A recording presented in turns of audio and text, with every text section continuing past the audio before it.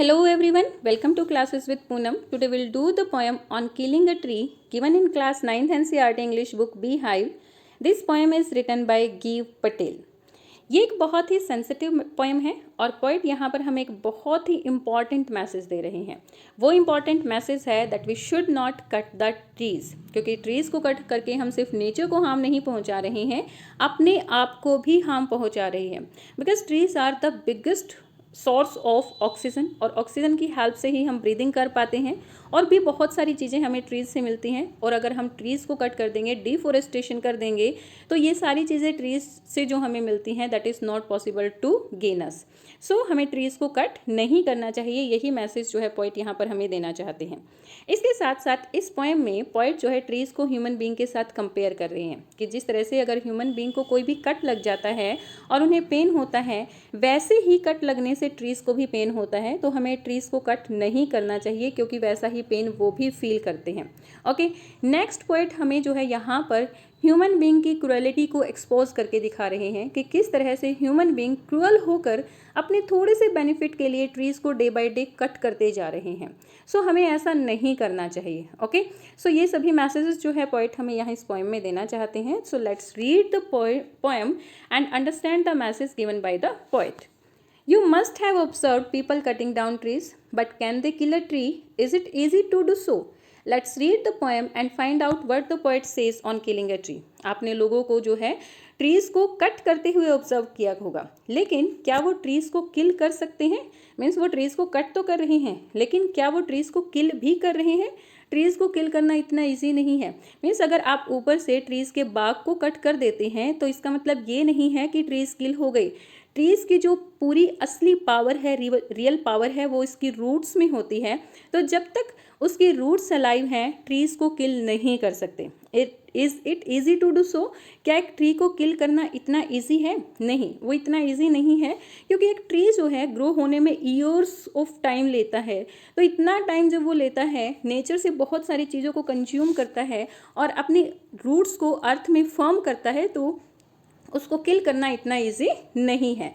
Let's read the poem and find out what the poet says on killing a tree. तो चलिए poem को read करते हैं और पता लगाते हैं कि पोएट हमें किलिंग ऑन अ ट्री के बारे में क्या कह रहे हैं. It takes much time to kill a tree. Not a simple jab of the knife will do it. It has grown slowly, consuming the earth, rising out of it, feeding upon its crust, absorbing years of sunlight, air, water, and out of its leprous hide, sprouting leaves. It takes much time to kill a tree. एक tree को kill करने में बहुत ज़्यादा time लगता है. Not a simple jab of knife will do it.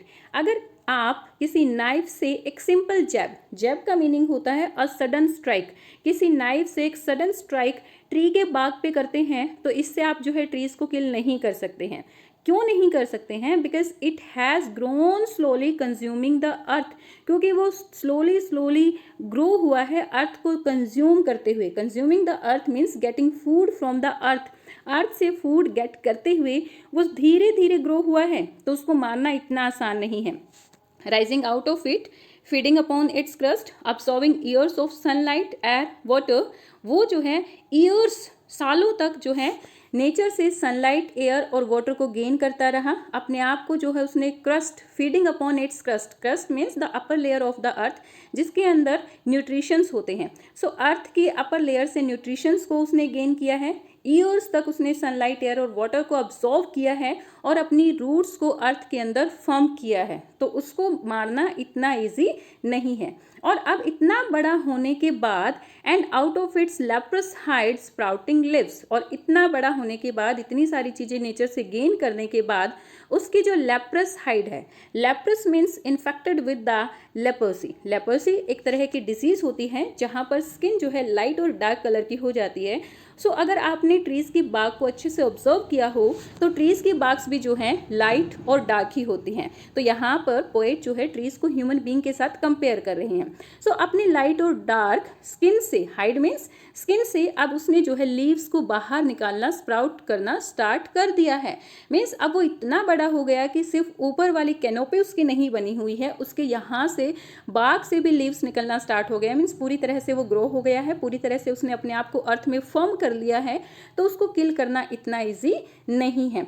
एक चाकू के प्रहार से, स्ट्राइक से आप उसको किल नहीं कर सकते हैं। So hack and chop, but this alone won't do it, not so much pain will do it, the bleeding bark will heal and from close to the ground will rise curled green twigs, miniature boughs, which if we unchecked will expand again to former size. So hack and chop, hack का meaning होता है to cut out with a heavy spade. So अगर आप उसको जो है एक heavy spade के साथ कट करते हैं, चॉप करते हैं, इससे भी आपका काम नहीं बनेगा। मीन्स अगर आप उसको बड़ी कुल्हाड़ी के साथ कट कर रहे हैं, चॉप कर रहे हैं, तो भी आप एक ट्री को किल नहीं कर सकते हैं। Not so much pain will do it, अगर आप उसको कट कर रहे हैं, चॉप कर रहे हैं, तो उसको आप ज़्यादा पेन भी नहीं पहुंचा सकते हैं, हालांकि उसको पेन हो रहा है। जैसे ह्यूमन बीइंग को कट होने से, बर्न होने से पेन होता है, वैसे ही ट्रीज को भी पेन हो रहा है, लेकिन वो पेन इतना ज़्यादा नहीं है। The bleeding bark will heal and from close to the ground will rise called green twist miniature बाउजेस।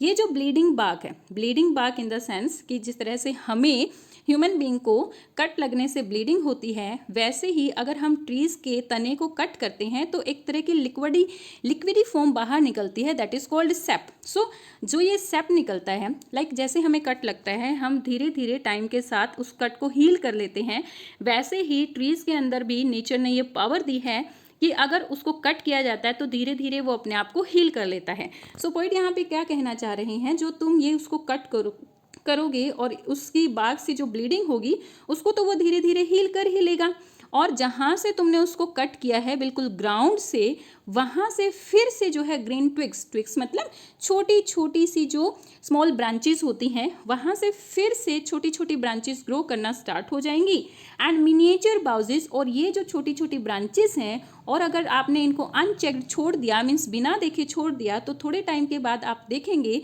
वो फिर से अपने पहले वाले साइज में आ गई हैं। मीन्स अगर आपने पेड़ को ग्राउंड से कट कर दिया है और उसको अनचेक्ड छोड़ दिया है, तो वो फिर से वहाँ पे ग्रो हो जाएगा। ओके, सो पॉइंट यही कहना चाह रहे हैं कि अगर आप बड़ी कुल्हाड़ी से अभी आप उसको मार रहे हो, कट कर रहे हो, तो इससे भी आपका काम बनने वाला नहीं है। ये जो ब्लीडिंग bark है अपने आप को धीरे धीरे टाइम के साथ हील कर लेगा, और फिर ग्राउंड से छोटी छोटी ट्विग्स जो है फिर से राइज होंगी, ग्रो होंगी, और थोड़े टाइम के बाद अगर हम उसको ऐसे ही छोड़ देंगे तो थोड़े टाइम के बाद वो अपने पहले वाले साइज में आ जाएंगी। मीन्स ट्रीज को किल करना इतना ईजी नहीं है। No, the roots is to be pulled out of the anchoring earth, it is to be robbed, tied and pulled out, snapped out. no का मीनिंग यहाँ पर पॉइंट का क्या है, नहीं, ये सारी चीज़ें आपकी काम नहीं करने वाली हैं। The root is to be pulled out, आपको जो है रूट्स को पुल्ड आउट करना पड़ेगा, बाहर निकालना पड़ेगा, क्योंकि एक ट्री की जो रियल स्ट्रेंथ होती है वो किसके अंदर होती है, रूट्स के अंदर ही होती है। सो अगर आप ट्रीज को किल करना चाह रहे हैं तो ऊपर तने को कट करने से कुछ नहीं होगा, आपको रूट्स को जो है धरती से, अर्थ से बाहर निकालना होगा, out of the anchoring earth. Anchoring earth means the earth that gives supports to the trees.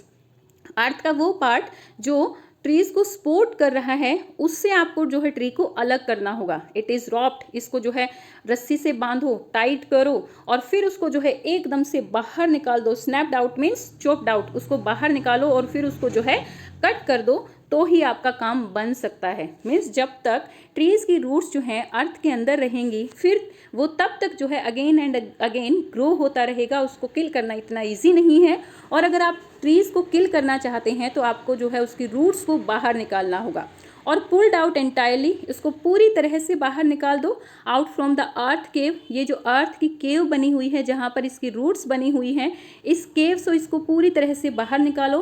And the strength of the tree exposed, और जब आप जो है इन रूट्स को केव से बाहर निकालोगे, अर्थ से बाहर निकालोगे, तभी आपको जो है ट्रीज की रियल स्ट्रेंथ दिखाई देगी। मीन्स ट्रीज की रियल स्ट्रेंथ तभी बाहर आएगी, ऊपर उनकी रियल स्ट्रेंथ नहीं होती, उनकी रियल स्ट्रेंथ उनकी रूट्स में होती है।